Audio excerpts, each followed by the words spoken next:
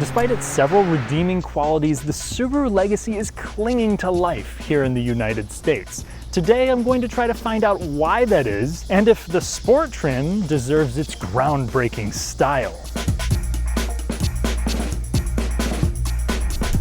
Jokes aside, they didn't try that hard mechanically to make it a performance sedan, and the exterior doesn't try to convince you otherwise. It's like a timeshare that includes a lawyer for when you try to get out of your timeshare. It is refreshing to see a self-aware sport trim. Honesty is a hard value to find these days, and Subaru values value. This thing starts out just under $26,000, undercutting most of its front-wheel drive competition. And for a couple grand more, you can get a lot more features with the premium trim, but today I want to focus on the sport, which beyond the appearance is also quite impressive when it comes to straight line performance and features. Now, every legacy comes with LED steering responsive headlights with cool DRLs, but the Sport adds LED fog lights, this red mustache, several dark gray or black accents on the interior and also the exterior, including a little spoiler there at the end. It also comes with, in my opinion, some awkward looking wheels, but there's still a fair amount of sidewall. It's not too chunky or too aggressive, so if you live around potholes that could bend vibranium, I think you'll appreciate them. Each sport spec will also come with proximity entry. Let me know your thoughts, but when it comes to the style, I think the legacy plays it safe. I think cars like the Camry XSE or the SE Nightshade have more spice, but again, I appreciate that the legacy doesn't go over the top. We have mostly smooth lines throughout, a very traditional silhouette, and then the sport trim's accents, which add a splash of fun to what is otherwise known as the daddest car around. And if you're looking for a nice place to find or service a Subaru, let me recommend the knowledgeable folks at Royal on the Eastside in Bloomington, Indiana, and their service department, who let me test drive one of their loaner vehicles to make this video possible. The inside of the Legacy is an inoffensive place to be. There's soft touch materials for where your knees and your elbows rest, and it can fit a wide variety of people. It's fairly large, and you have comfortable seats that, so long as you don't get the base, will have lumbar adjustment. Unfortunately, the Sport here does not get the extendo thigh support of the Limited and Touring, but these are still well-shaped seats, and the Sport trim includes a mixture of cloth and leather with red stitching. It looks nice, it's fairly grippy, and it's not aggressively bolstered or anything. The Sport theme continues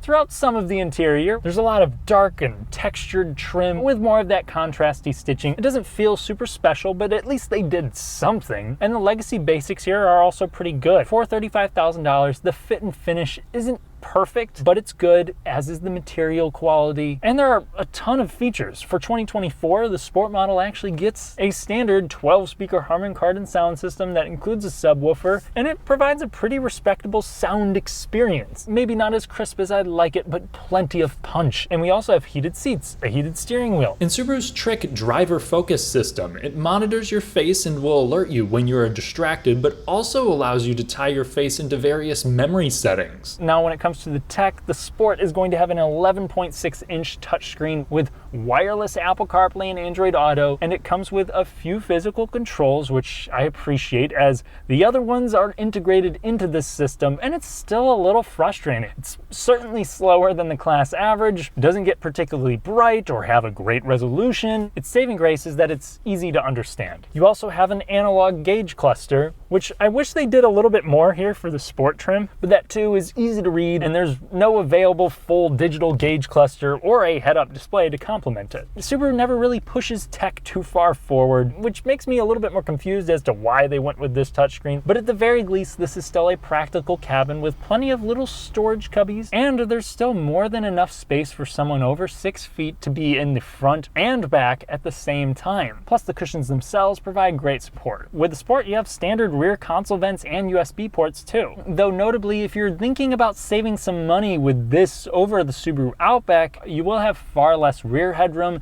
and the trunk is, well, just average for a sedan. It's well shaped and you can fold the rear seats, just don't expect this to be super versatile. At least it does come with a spare tire. No matter which version of the Subaru Legacy you drive, the experience can both be described as unmistakable and unremarkable. Even here in the sport trim, it is still a soft, cushy, easy to drive sedan with a continuously variable transmission. But I'm leaving out the thing that makes this Legacy special, which is the 2.4 liter turbocharged direct injected Boxer 4. It makes 260 horsepower and 277 pound-feet of torque. There's a little bit of a delay there from the transmission and some turbo lag, but once it's spooled up and ready to go, this takes off. There's plenty of passing power, and it really transforms the experience from just the regular 2.5 liter engine. Earlier this year, I got to 60 in the mid 8-second range. So let's see what the sport trim can do.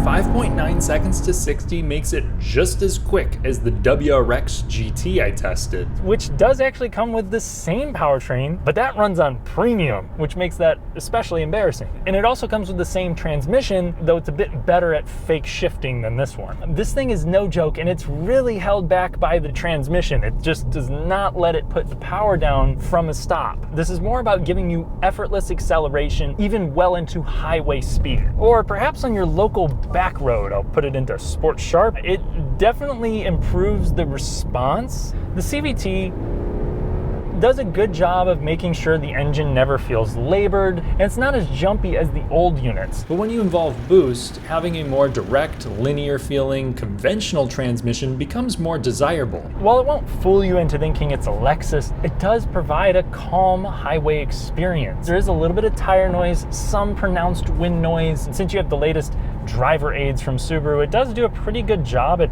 going around subtle corners and keeping you centered in the lane. Now, huge proponent to the Legacy, and something that other competitors do offer now, is all-wheel drive. So the thing that separates Subaru from most is that it is a proper full-time system, and it can send well more than 50% of torque to the rear wheels. It usually resides around a 60-40 split front rear, and it's really hard to catch these things slipping. There's also equal length drive shafts, which is supposed to further help with balance. Now, where you pay for this is at the pump. Since there's no front wheel drive version whatsoever, all Legacies just get okay gas mileage. We're talking 35 on the highway with the 2.5, but here with the Sport, if you look at the combined rating, the new Mazda CX-90 gets nearly the same rating. Thankfully, here with the turbo, you still only have to put in regular octane. Now, since this is the Sport, we need to talk about the handling before I get into the comfort. Bringing this up to higher speed, I am noticing that this does have a little bit more control than usual, and it does react quickly. But a slightly firmer suspension can only get you so far. Body roll is still present, and it just does not come anywhere close to replacing something like a WRX with an automatic. If you want something that handles with an eagerness, go buy that. This is far closer to a standard Legacy than it will ever be to the Rex. More important for a car like this is how approachable it is. The driving position kind of sits between a standard low-slung sedan and a full-on SUV. And you also have great visibility for a sedan. Now, because this is the Sport, it also has a sport-tuned suspension.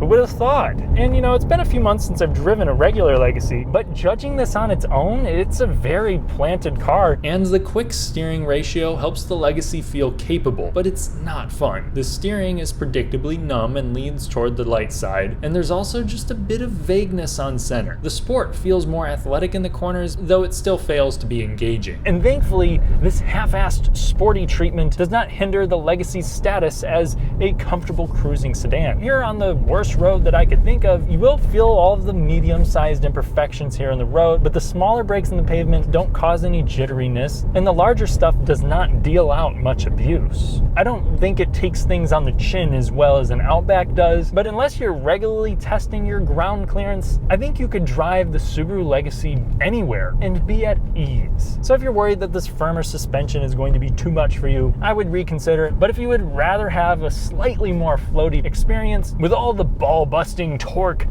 go with the Touring XT. Here at the Sport grade, you're going to have all of the active safety and driving aids that Subaru offers, including blind spot monitoring and emergency steering assist, among countless others. And if all else fails, this seems to do a pretty good job of protecting its occupants. And while it hasn't always been a strong suit of Subaru, reliability seems to be good with the Subaru Legacy. So Consumer Reports does give this kind of middling predictions, but the excessive oil consumption issues of the past have dropped, head gasket issues have been resolved. And while there were some problems with Subaru CVTs in the past, they seem to be rather robust if you change the fluid at reasonable intervals. Now, there was an issue with the powertrain control module that was recalled and fixed around the beginning of this generation. It did cause transmission problems, and we do see plenty of reports of infotainment complaints, annoying auto stop-start, weak stock batteries, and the most notorious of all is easily cracking windshields. While quality control at Subaru doesn't seem to be best in class, they do tend to hold their value pretty well, so I'm not afraid to recommend this to someone who highly prioritizes cost of ownership. And when we consider how cheap this thing is to get into here at the sport trim level, but really any of them, it becomes highly compelling, though I'm starting to understand more of why it doesn't sell all that well. The Legacy is an affordable way to get a comfortable, easy to live with all-wheel drive family vehicle that has the potential for sleeper speed. However, if someone wants those things, they likely prefer something that sits up higher or has more cargo space. So a crossover like the Outback would make more sense. Or maybe they do want a sedan because they're on the hunt for sharper handling, maybe something that looks or feels more sporty while still providing a big trunk and good gas mileage. All of those areas are also things that the Legacy doesn't exactly excel in. The sport trim does give this some much needed flair to reach more people. Considering that, if you're thinking about a sedan and you don't need hybrid fuel economy or a fun driving experience, I'd highly recommend the Legacy, especially in this outfit, but it's just not going to be a hit single for the brand. Instead, the Legacy is one of my favorite deep cuts. It doesn't have the right combination of qualities to reach current trends, but the final product is well executed,